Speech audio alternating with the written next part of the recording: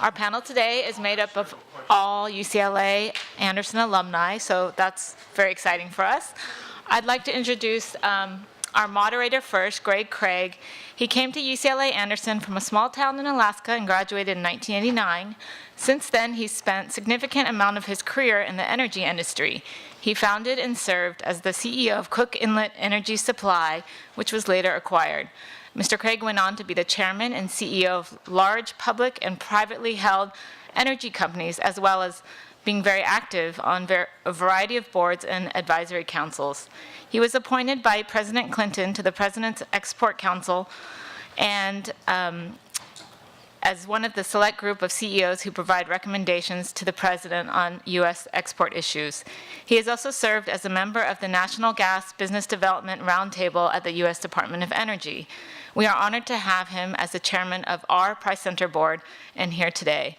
You'll also have to ask him about another career he's kind of started as a co-founder of Head Coach Sports.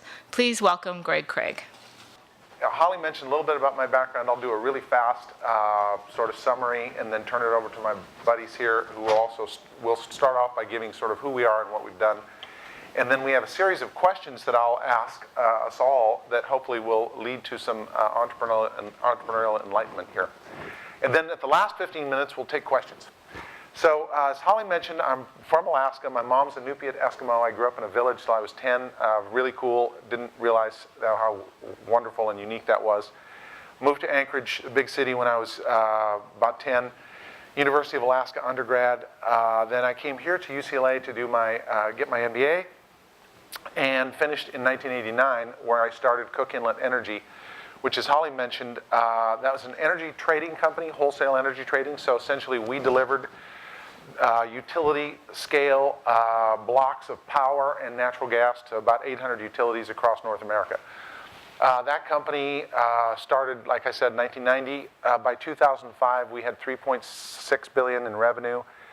We were the 5th largest energy trader in North America, and there was an unsolicited offer from a bank called Macquarie Bank, who's sort of a Goldman of Australia, and I sold the company to them in 2006. Went on to run the largest retail electric, publicly traded retail electric company called Commerce Energy. That was a turnaround in 2008 and 9, challenging period. Sold that company to another public company. Then just recently, Electricity de France called and said, if you want to sort of saddle up and do it again, we'll back your venture. So I've just recently, in September, launched another energy company with Electricity de France as a partner. And then, as Holly alluded to, on a crazy side note, I launched a company with a good friend and now business partner called Head Coach Sports, and we produce a baseball throwing tool which will change baseball. I'm telling you, it's going to change baseball. It's changing the way everybody's throwing, and you should go there, and this is the unabashed, terrible announcement I'm just going to tell you all. Go to throwbetter.com. Throwbetter.com. Go there today. Thank you. And you'll see the coolest tool. It's kind of I won't go into the whole detail, but I have a little thing on it in the presentation. So with that, thank you for coming. Super cool to see everybody made it out here for this. These are my colleagues and friends here. Adam Burns, nice to see you, from my class. Okay, so this is Sunil, and this is Paul, and they are entrepreneurs like myself, and their stories are more interesting than mine. So with that, I'm just going to turn it right over to these guys and let them talk about, for starters, who they are, who are you, and where did you come from, and what's your cool entrepreneurial venture? That is a good question. So I'm Anderson class of 2008. Before I arrived at Anderson, I was kind of a lost soul. I was trying to figure things out. I had a fairly traditional background. I worked for large companies as the numbers guy. So I worked for a consulting firm called Navigant Consulting. I had a stint at Lockheed Martin. And I actually got away from all of that and came to Anderson, mostly because I had literally no idea what it was I wanted to do. I didn't say that in the application, of course, but you know, that's okay. They accepted me anyway, and got to know Elaine and folks at the Price Center, which was great. It was between my first and second year of business school that inspiration kind of struck. And I had a friend who was a struggling screenwriter in Los Angeles, and it just struck me as unfair that he's this really talented guy, and he was never going to have a shot at making it because he didn't want to do everything else that it took to network with producers and things like that to make it in the Hollywood business. So an old colleague of mine and I just kind of hacked together this product. We thought, listen, there's got to be a lot of guys like our friend out there. How can we get them all in one place and convince producers in the Hollywood business that they should buy screenplays and source writing talent from us? And you know, we put together this thing, and with the help of UCLA, we promoted it January of 2008 while I was still at school during my second year. We launched this product that was like Google Documents for screenwriters, and you and I could collaborate on a screenplay across the country if we wanted to. And we thought, you know what, this is going to be amazing. We're going to launch it. Everything's going to go great. And we're not going to charge anyone for anything. We're going to get a bunch of users, and somebody's going to fund us. And it turns out we were really wrong. So launched, actually got a ton of writers using the product. You know, go figure, we were giving away the product for free. And you know, something like 80,000 writers registered for the software in a span of a couple years. Pretty good, but ironically, we couldn't get producers to buy scripts from us because we had no Hollywood connections ourselves. So we just struggled and kept the business going for 2 years. I actually took a post-MBA job at Applied Materials. That was okay. But you know what, it paid the bills. And it got me to a point where an eccentric billionaire from Boston in March of 2010 decided, you know what, guys, that's a great vision. I'm going to give you a couple $100,000. And you know, go out, quit your job, try this full time. And you know, we just kept running into walls. And what ended up happening was in 2011, businesses started reaching out to us because they heard we had this large writer community. And they said, hey, listen, guys, we don't need screenplays or anything of that nature, but I'm struggling finding a freelance writer. Can you help me out? And slowly, more and more of these conversations happened, and we started Scripted, which is the internet's largest marketplace for businesses to hire freelance writers. So, you know, now a few years later, we've raised $6 million of outside capital. Our two largest investors are Redpoint Ventures and Crosslink Capital. Redpoint invested in Netflix. Crosslink was Pandora. And in many ways, I'm kind of living the Silicon Valley cliche right now. It's, you know, we're a 30-person company. Has anyone watched HBO's Silicon Valley yet? It's actually not too far off from the truth, believe it or not. It's actually surprisingly accurate. But I don't know, just twists and turns along the way, and here we are. And just by you just kind of keep going, and sometimes good things happen, and you know, it's just a struggle every day. But that's kind of who I am. Sunil, was there ever a time in this run-up to now where you said, that's it, because this hasn't been overnight. This was a grind like it is. Did you ever contemplate just saying it's not going to work? Yeah, lots. Yeah, I mean, you do. You question yourself all the time, whether you're making the right decisions. But had a good support group, including my wife, who's actually speaking on a panel later today as well. But yeah, it's just the people around you make a difference. And if you don't have that support around you, you want to give up. Good morning, I'm Paul Diamond, and I am class of '01, and a little bit different story, of course. So prior to coming to UCLA, my undergrad was in art history and fine art. So I came to Anderson knowing how to weld, not so much about statistics, but I quickly made friends and had someone who was a chemical engineering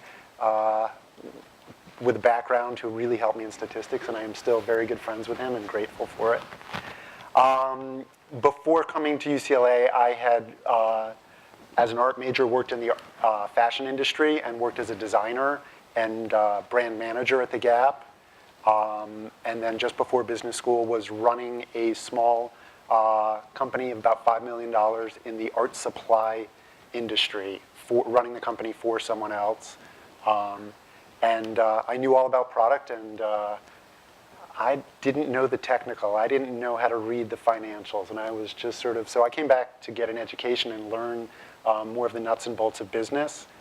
And then after school, went to work for actually an investment company, family office, for a couple of years, and then really decided that I love being part of an operating business, and the team and making a product is something that I love.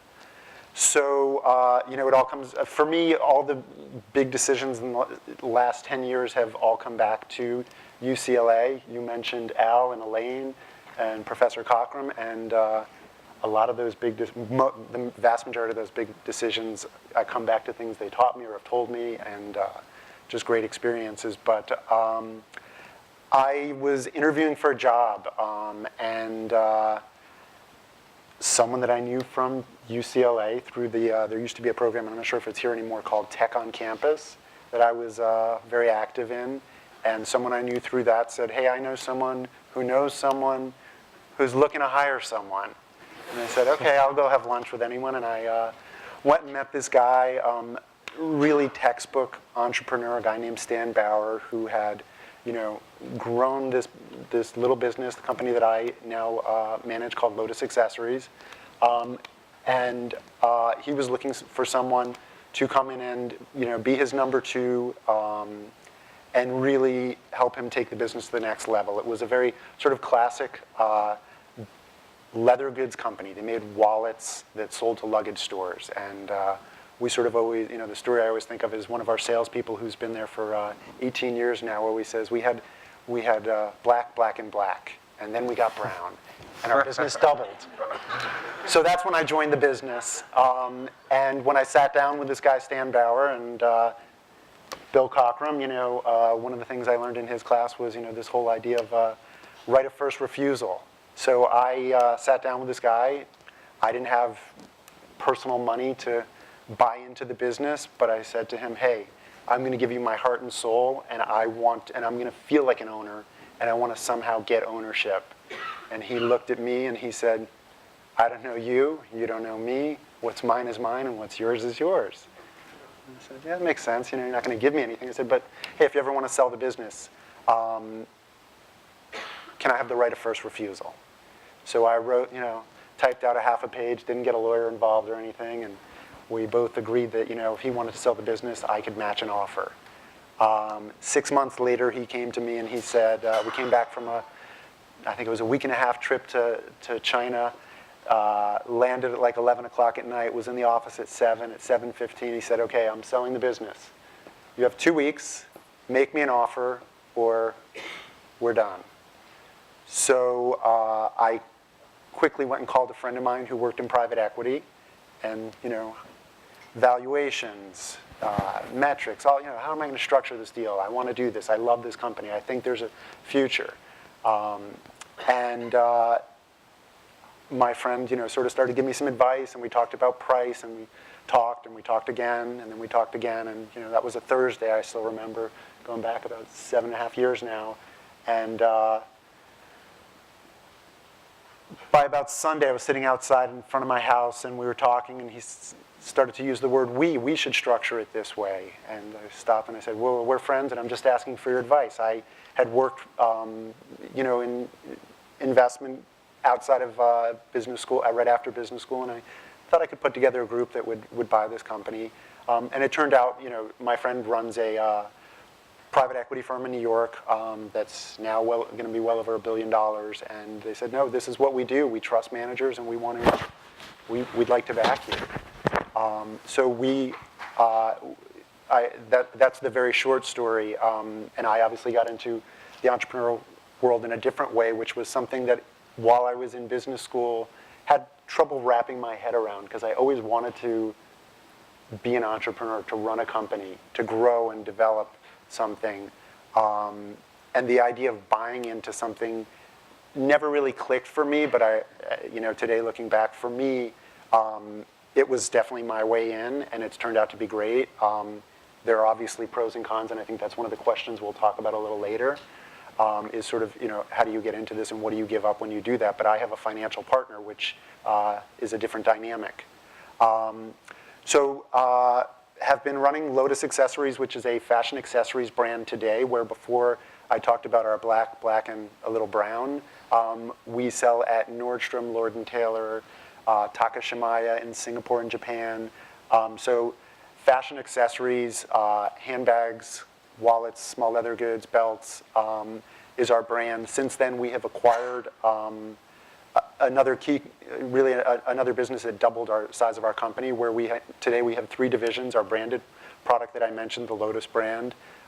We also have a license where we make Harley-Davidson accessories. So I have learned a heck of a lot about Harley-Davidson, and that's been very fun. And sometimes I feel like it's Halloween when I dress up to go to a sales call to meet with a customer. And these guys asked me, so I'll tell you, I busted out my skull belt so I could represent.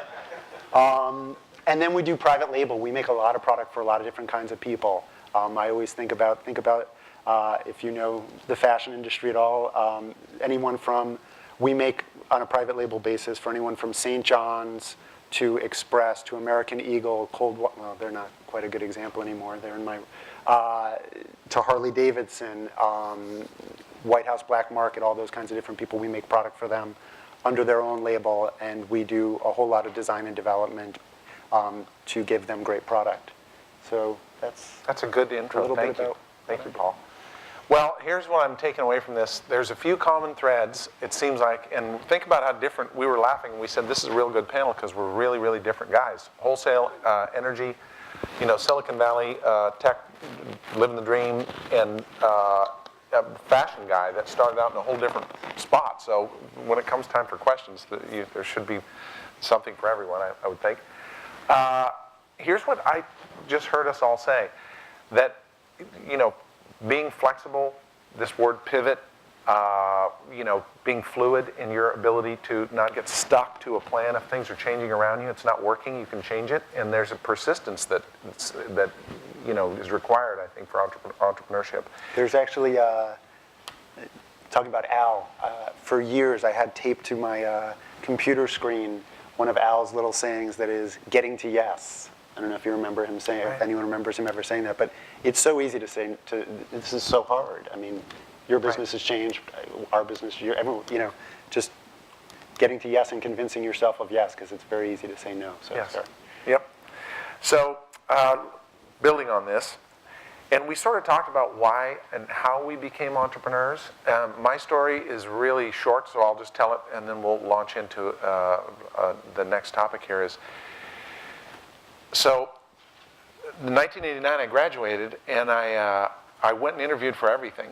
I was interviewing for stuff that I shouldn't have interviewed for. Radar systems analyst at Northrop Grumman.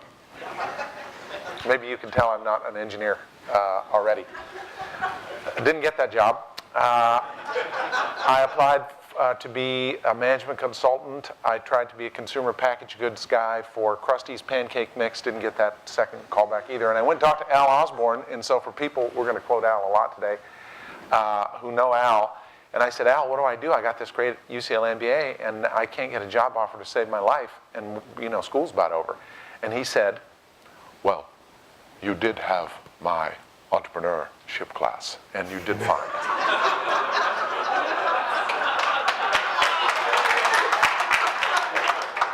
So it seems like you are well positioned to do something entrepreneurial. And then I asked Bill Cockerman, he said, well, that's all I got for Cockerman. So I got such nice encouragement from these guys to go, thank you very much.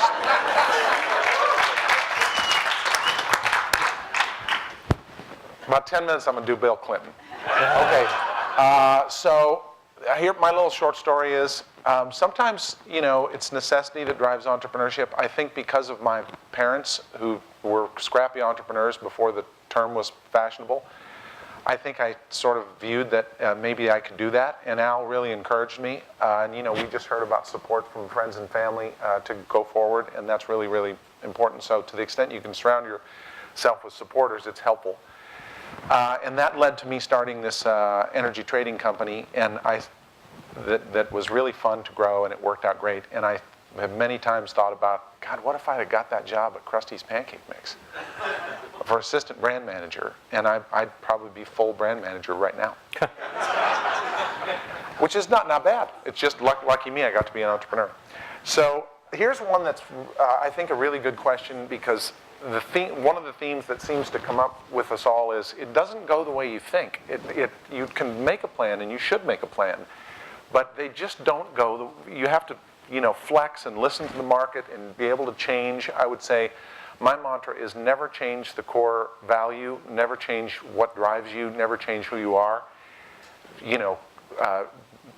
Do not hesitate to change the plan if the market is telling you something else. So, on that note, what's the biggest challenge that you've ever faced as an entrepreneur, and was it expected? And what did you do? Paul? I mentioned, as I was thinking about this, Stan Bauer, the guy that we bought this business, that I bought this business from, the hardest thing was acquiring the business, just getting to go. It wasn't only about money, it was just, personalities and so many other things, and understanding that, and that process took about 8 months, and it was incredibly intense. So for me, it was just getting in and acquiring the business has really been. What quality of you as an entrepreneur would you say, adjective, a couple of words or whatever, drove you to accomplish what you've accomplished and get through that challenge? It's just, it comes back to just that persistence. Yeah. I mean, just dogged persistence and having a belief and a confidence, and then driving. And I think one of my weaknesses, if I was in the Krusty's Pancake interview, would be when they ask you what are your strengths and weaknesses, at a certain point you do have to change. And remembering, while you have to have a confidence, there's a balance of, okay, I have to adjust here, because where we've been driving, what we've been going after is not necessarily, to be a little bit flexible and give. So. Yep. I'll make an observation. I think your belief in what you were pursuing was strong enough too that you don't want to take no for an answer. Right. You have to believe too, and I think that's, if you believe in your business and can articulate it and it comes across, it's probably the most powerful thing you have, because you're going to have to convince, investors, employees, peers, customers, and if you don't sincerely believe what you're offering is unique and better, or have some competitive, advantage in some way, it's, we've seen that, it's tough. What about Sunil? Yeah, I think this other recurring theme that's coming up is having the mental fortitude to do this. This is not for everybody. So at least for me, the daily ups and downs, it's extremely turbulent, especially when you're dealing with outside investors and raising outside capital. If you have to have mental toughness to deal with it, and even if you don't have mental toughness, you have to pretend like you're mentally tough. And then if you don't have that, alcohol always helps. But it's the ups and downs on a daily basis that you have to deal with that are really tough. And just remembering the alternative, and you ask the question, well, why did you decide to do this? You could have been a brand manager or what, what have you. But okay. Well, yeah, I mean, I think it's remembering, and also just remembering why you made this decision. And for me, I have two distinct memories from corporate life. And one was I was working on an M&A model for a company which I won't disclose. And I remember my boss telling me, like, the sell is all wrong. And it ended up being a rounding error of like $100,000 on like, $50 million, whatever the number was. And is this really going to make a difference? Honestly, we're here at 10 at night, and I remember feeling like I just can't derive any meaning out of this. Then the other one I remember is a boss who I had who gave me the book Who Moved My Cheese, and I remember reading that and not getting a lot out of it. So whenever I'm feeling in a mentally low state, I think to myself, well, I could be reading Who Moved My Cheese? So, but you know, it really is just this ups and downs and being able to handle it. And if you can do that, then you can do this. That's a good answer. I'll just throw this in. And entrepreneurs out there know this, and we've experienced it directly. I like chaos. Chaos is your friend if you're looking to grow something or be a deal maker or whatever. Stability doesn't lend itself to extraordinary, leaps. Now, I'm all for steady growth for sure, but what if I can take a leap from where the topic we're on here? I think you're both exactly right, and I'd say the same thing, that you have to have this ability to, handle turbulence, handle chaos. They're going to throw some crazy things at you. At some point, what hit me was, I can't be thrown off by this. What I should look for is the way to profit from this chaos. At my old energy company, Cook Inlet, which I had for 15 years, and then we sold it for a lot in 2006 to a giant bank. And my sweet friends and all, and acquaintances who maybe hadn't been following along the 15 years, they would say, wow, unbelievable, like all of a sudden, and it just happened. You're just like an overnight, I went, yeah, 15 years, to become an overnight success. And what I tell people, I thought about that and I said, God, it seems like the 10 most significant or impactful things to hit our energy company in 15 years, 7 of those, I went back and tracked them, 7 of them started out horrible. They were negative chaos. Most all of them we ultimately turned into something good by not panicking and not giving up and this and that. My little answer to the question of the most biggest challenge. So I'm running this public company. I felt honored and excited and happy because when you're in school here, one of the things that, at least the era I was in, it was, I wonder if you'll ever get to run a public company. That would be pretty cool. So board called after I sold Cook Inlet and said, we've got a nightmare of a company. It's in free fall. We have a crooked CEO. We're going to fire him Tuesday, and we're bringing in a new CEO Wednesday, and we want you to do it. And I initially declined, and then I agreed to help them because they were just in a panic, and it was some good friends. And so I got in there, and we got the company operationally cash flow positive in 5 months through a real good series of good calls, and we lucked out on some things that we did in a very mysterious environment of a mess, called it right, and then you all remember 2008 hit in July, and that changed everything. So the biggest challenge for me was, fast forward to about August of 2008, and my turnaround was well underway, and we had the company operationally cash flow positive. Our bank group was all failing. Wachovia was the lead. We had the wrong bank in the top spot anyway. They're not really an energy-focused bank. A good bank, but was good bank, but not focused on energy.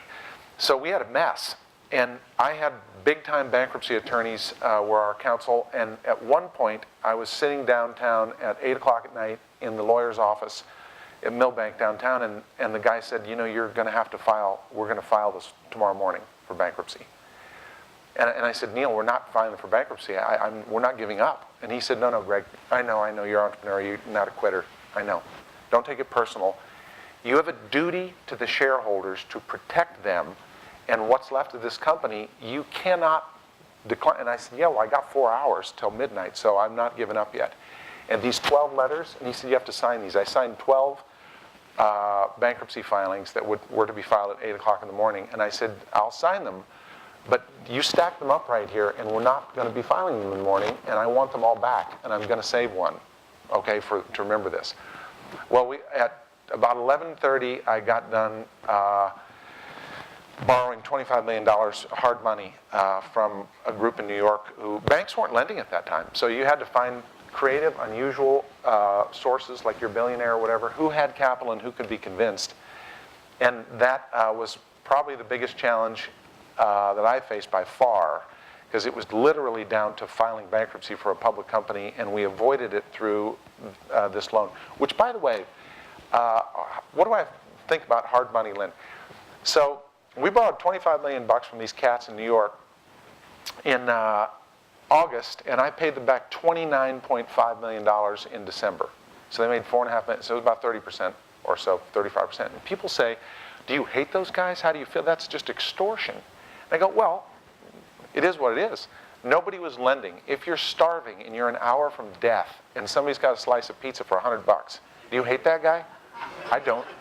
So as it turns out, they've become really good friends. There's a real value in that tier of lending in times where no one else will lend. So the next good question, and then we're gonna take questions from you guys in just a second. Here's a great one. What's the most important thing that you do daily, or you can expand that to longer, as the leader, founder, entrepreneur of your shop? And let's start with Sunil.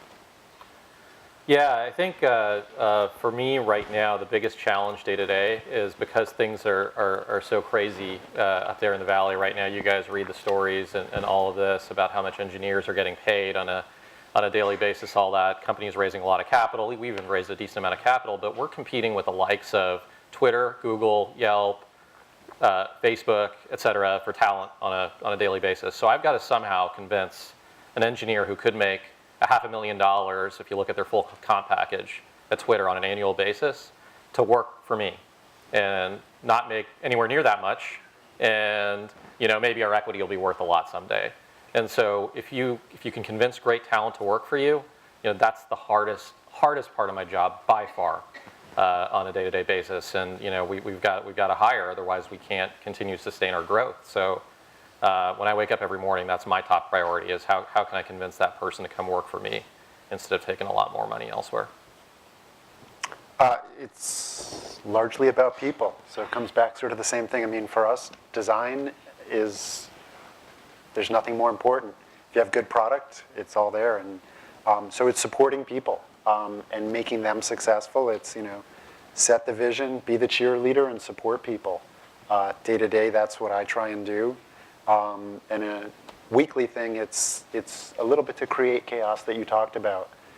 I have this sort of Sunday night thing where I think I get very excited to come back to work on Monday morning, because Sunday night's sort of a time where I take a little while and I think about, what are we doing wrong? What should we be doing differently? What should we be changing? Because I think that I'm not in tech and things don't move as fast in our business, but they move pretty darn fast. And it's just about reinventing all the time, always, in one angle or another.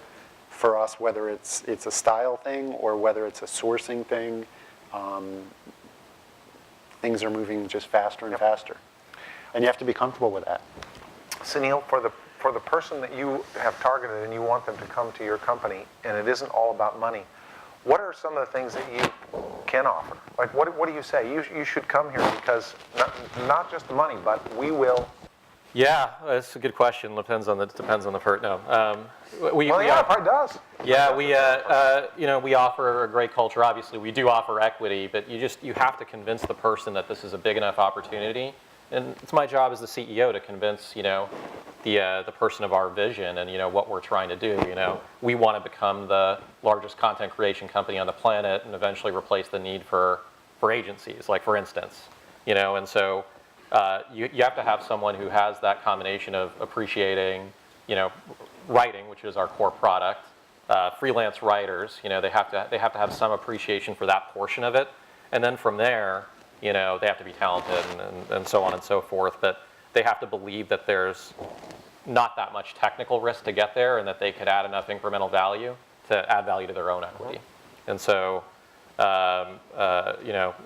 we were lucky enough to get an engineer from Google to join us and a product manager from Box. But that's after looking at probably 20 candidates in person for each position, and probably 100 more outside of that before they decided to join. Yep. So that's a pretty consistent theme then, even though three guys, three different industries, three different styles probably, and all three of us would say maybe the biggest challenge, or the sort of the biggest important thing you can do as a leader is surround yourself with good people. I think that's really the key, because you mostly can't do it on your own. let's shift to this. We got about 5 minutes, then we're going to open it up to questions. Let's go for the big closer. Just free form talk about, here's a room full of sharp people, entrepreneurs and others, and it'd be nice to leave you guys with our thoughts, I think, on, generally speaking, what are the most valuable nuggets? What makes a great entrepreneur? What qualities, what things, what tips would you pass on to say I can make a difference for someone in this audience with this one nugget? In these hour deals, you can't say 10 things that are super. So my own personal goal for you guys is one nugget, just one. Because the great speeches I've been to, I always remember like the one or two good nuggets years later. No pressure. No, it took me a minute.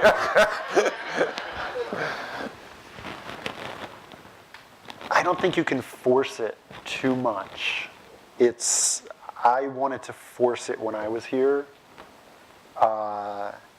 Put yourself, maybe it's Cockram who said this again, there's this whole idea of like a sentry. It's hard to come up with a great idea. You were lucky because Al told you what to do. Right. But it's hard to come up with a great idea, so put yourself in a position where you'll be exposed to the right kinds of people. People inside your company are huge, but I mean, I just feel like I am constantly, when we have a problem or an opportunity, I am constantly just thinking about not what companies can we hire to do this, but who do I know, who I trust, who can do, who can give me advice and refer me, etc. Put yourself in a place where you're exposed to an industry you understand and where you're going to be exposed to opportunity. Mm-hmm. Good one. I think you actually said it earlier. The one word I'd leave you with is brevity. If you can't clearly and concisely explain your idea to somebody, you're done. I mean, you're often getting 10 minutes to make sales presentations, investor presentations, etc.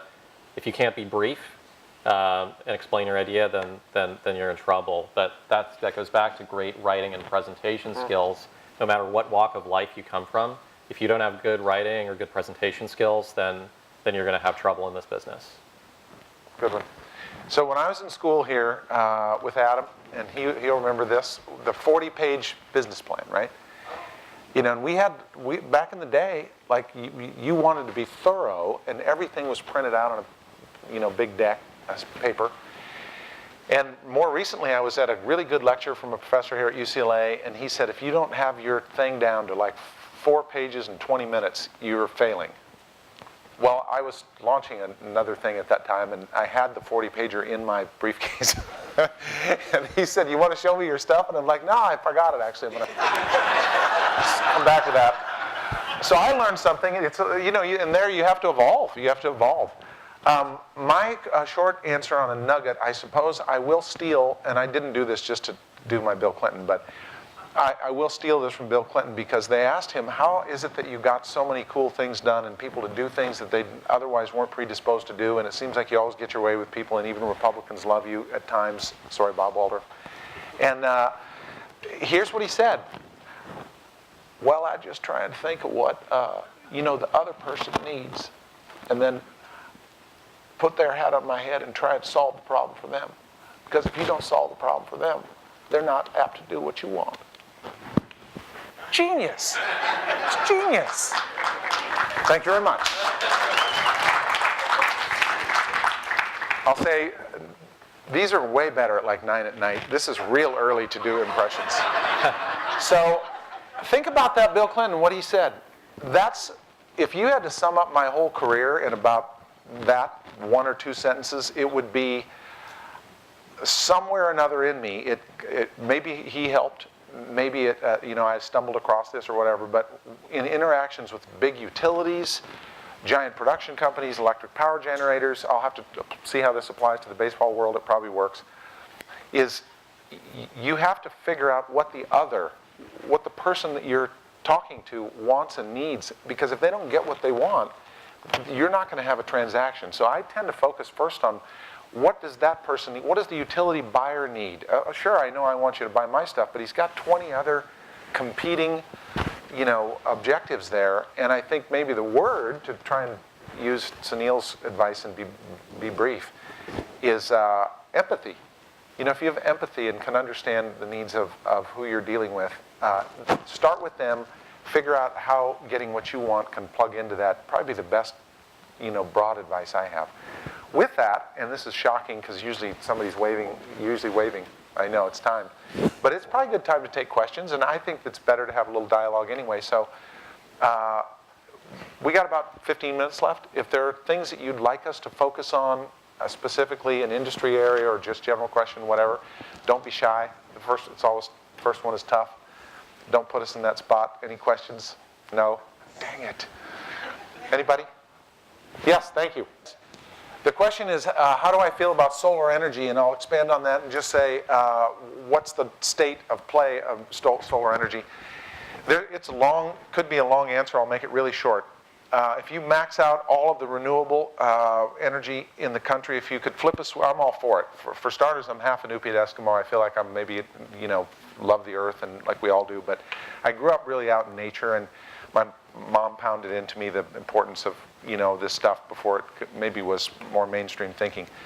So how do I feel about it generally? I love it. I love anything that is a non-hydrocarbon-based source of energy that will sustain us for a long period of time.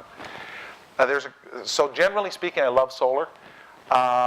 If you flip on all the solar and all the wind and all the geothermal and all the non-hydrocarbon-based energy that we have, the shocking fact is you get about 8 or 9% of the country's energy load requirements. So that's a shock to most people not in the energy business, because what the corollary is, that means coal's still in play, which is a horrible, dirty, nasty, toxic thing, but it's super cheap. Natural gas prices have come down a lot, so that's a competitive fuel now, but all of the nation's energy is driven by coal and natural gas still. Natural gas is a really good clean-burning hydrocarbon. It's the nearest to renewable, green, I guess I should say, because it doesn't spit out a lot of bad stuff. I'll do this one side note since we're all California residents. And on energy and on solar, it's really interesting what's happening. If any of you are in the energy business, I'll be talking on an energy panel later today, and this is one of the big themes. There's 2 areas where any entrepreneurs could take a real good look. It's 3 really. One is pipeline maintenance and construction. PG&E blew up a neighborhood up in Northern California, not good. People died. Deferred maintenance, all the aging, much like the infrastructure in Los Angeles, airports, toll roads, freeways, ports, it's all old and aging. Same with the utility infrastructure. They haven't spent the money on that. So they're going to spend billions of dollars, all the utilities, Edison, Gas Company, San Diego, PG&E, Department of Water and Power. If I were looking at where there were opportunity in energy in a big way, that would be one area. Another area would be energy storage. That's a brand new concept. It really hasn't been around much. The California Public Utilities Commission just ordered the utilities to buy a boatload of energy storage. What is that? Pump storage, pumping water up up to a lake with cheap power at night, letting the gravity take the water down, turn a turbine, and produce higher value energy in the day. That's one version. Batteries, lithium-ion batteries are a big deal right now. Those can be made on a commercial scale. Heat sinks, graphite is a really good heat sink. You can put energy into it and it holds that energy for a long period of time. So there's another area. If you're an entrepreneur and you want to look at energy, there's going to be there'll be billionaires created in the next 5 years in the area of energy storage where there really isn't anybody even playing today. It's wide open like cowboy country. Here we go. Last thing that's real interesting is there's a massive shift in California in our energy sort of macro, which is we used to pretty much we got off of coal because we're a very clean state. We got off of coal a while ago, and most of the state's big jet turbines are gas-fired, so natural gas-fired turbines. Those used to run 24/7 round the clock. But then here comes all the solar. And in 2005, 6, 7, the state put out a mandate, 33.3%, I think that was 20% originally, for renewable. What was the big winner? Solar. what continues to be a big low-cost winner, solar, because the cost of those photovoltaic panels are going down, relatively speaking, against some of the other renewables. Solar comes out very well. And so fast forward to now, what's happening? Well, all of the previously granted long-term power purchase agreements given by the utilities to entrepreneurs and developers in 06, 07, 08, they're all coming online now. What does this mean for our state? Well, when does solar produce? In the middle of the day. So all day long, solar, photovoltaic, is now replacing these gas-fired turbines because it's zero net marginal cost, free solar coming in, so they shut down all the gas-fired turbines during the day, and here comes the big problem. Those bad boys were supposed to run 24/7 around the clock. GE makes them to run all the time. They're just supposed to run.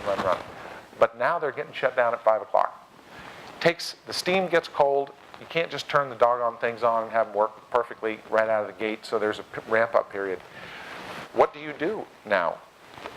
So there's a thing called the duck curve that everybody's like the buzzword right now, and it basically says the whole grid's been shifted tremendously because of this solar impact. That we used to not have all this solar slam on and then slam off at night. What is that? That's tremendous chaos for the grid. It's tremendous chaos for the traders. It's chaos for the utilities. It's uncertainty about what the new mix is going to be between solar, wind, geothermal, traditional natural gas-fired turbines. Beautiful opportunity. Oh my God, it's just fantastic. It's rough on the utilities, but if you're an entrepreneur in the energy space, there may not, in my career, when they deregulated natural gas and then opened up power and gas to retail competition, those were milestones and big opportunity generators for entrepreneurs. Today, the changing nature of the grid and the big macro changes in renewable, particularly solar, and what that means for energy storage is going to be giant. Sorry for the super long answer there, but that was my contribution to energy today. Sir? So I was wondering if you guys could contrast starting a venture in an industry that's well-formed as opposed to starting something like Sunil, which is something that's new. If there's any contrast that you guys could bring up in terms of difference of stepping into an industry that's already in play with a business versus creating something in some new environment, or even this one? I can talk about the new part because, because I'm kind of doing it right now, and it's not easy. In fact, it kind of sucks. And the reason it sucks is you have to convince people, outside. So first of all, you need to grow fast, right, to disrupt the traditional, pre-existing, established industry. And for that, you need outside capital. And guess what?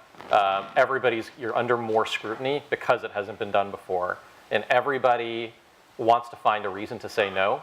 And so before we got some money from this guy in Boston. I was talking about March of 2010. But then the first institutional money we raised for $1 million seed round in November of 2011.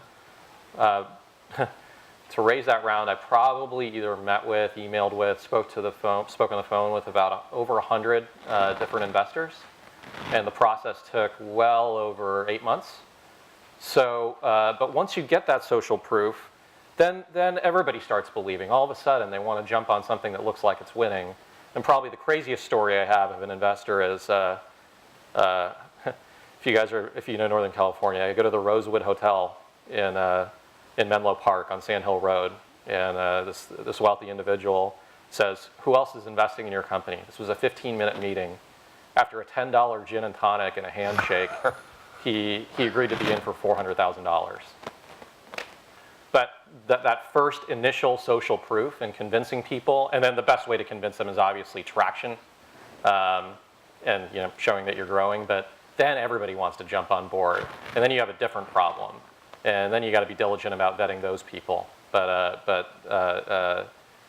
getting started is an enormous pain. I'm not sure how much I can speak to that, but it just feels like every day we have to change the way we're doing business. So while I'm in an established industry in a lot of ways, it's all new. I mean, like next week is going to be new. It's just. Just a quick follow. I guess what I was kind of focusing on is, in one case, you need to get deep and being able to convince people why you're the person that can do it.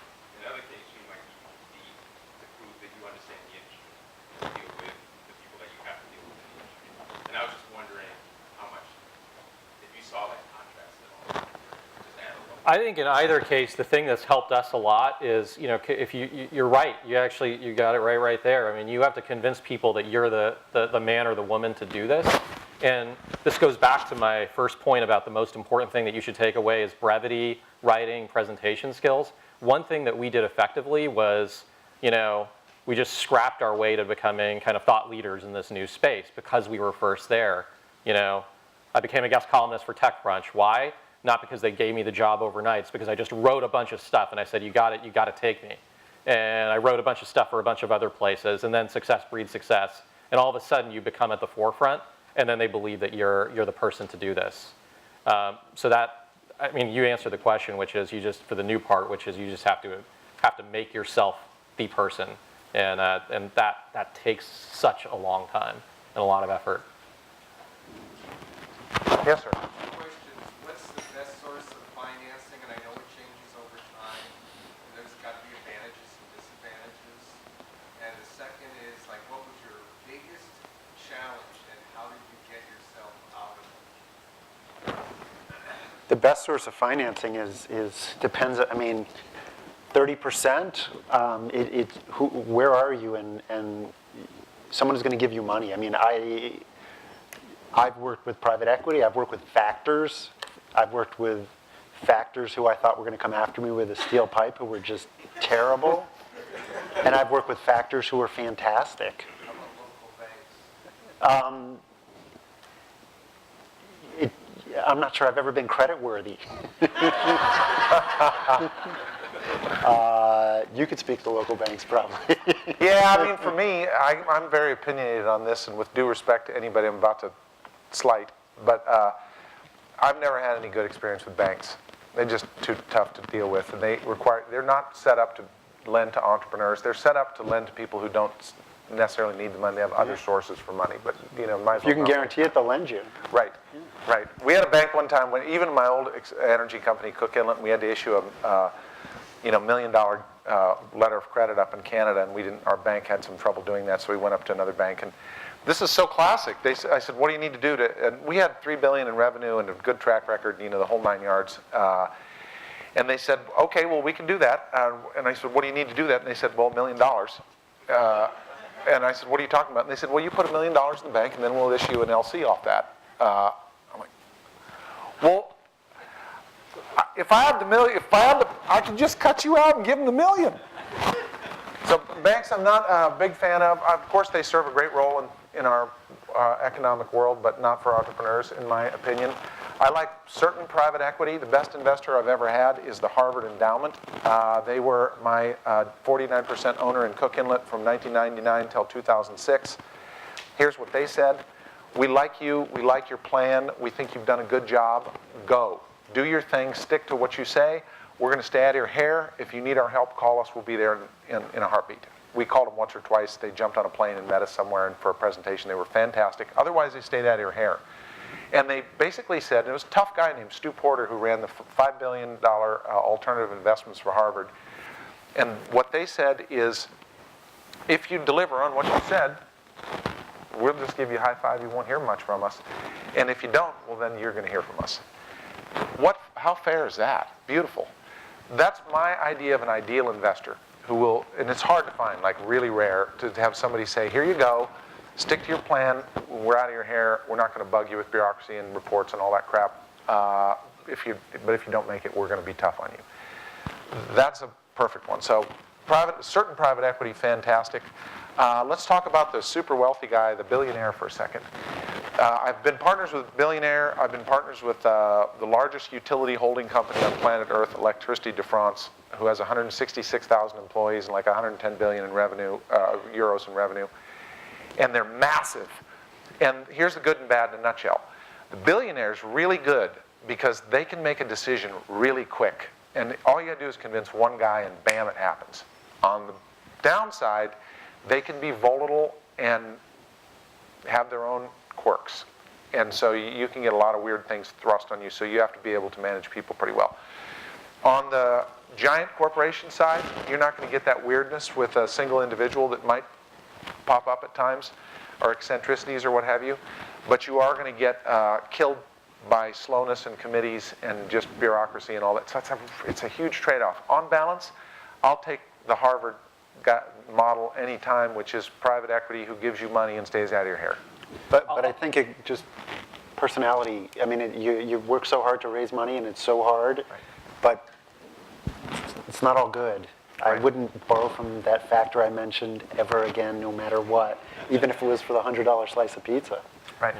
Well, and Maybe. Sunil, I want to get over to you, but just this on your note, just a fasty, is remember when you borrow money from somebody, that they have a say.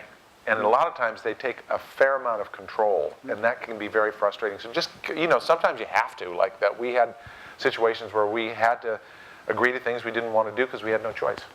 I'll add one thing to that, because there is so if you're going to start a technology business, there is a slightly different cadence to the fundraising.